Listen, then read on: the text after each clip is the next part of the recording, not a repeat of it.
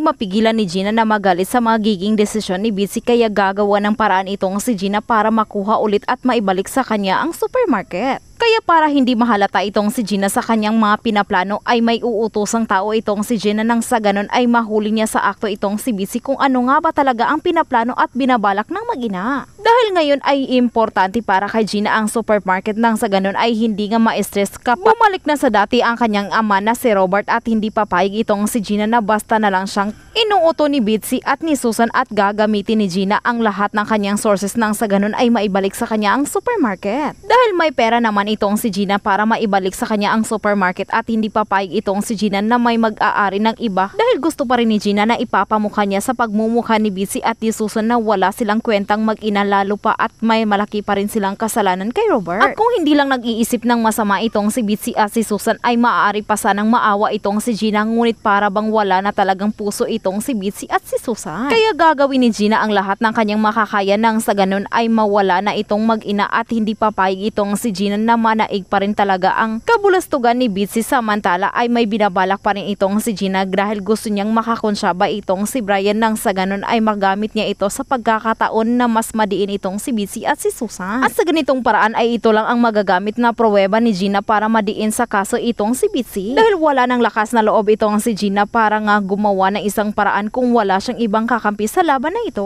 At mabuti na lang ay suportado itong si Gerald sa kanya dahil kung hindi ay baka nauna na ito na mas lumala ang anxiety ni Gina ngunit hindi papayag itong si Gina na ganito na lang ang mangyayari sa kanya. Kaya napabilang na lang itong si Gina sa kanyang magiging alas laban kay Bitsy at sigurado na iiyak na lang itong si Bitsy at si Susan at magmamakaawa sa kanya ngunit hindi na papayag itong si Gina na basta na lang siyang maniniwala sa drama ni Susan at ni Bitsy. At dito na po nagtatapos ang ating My Father's Wife Advanced Episode Update. Thank you for watching.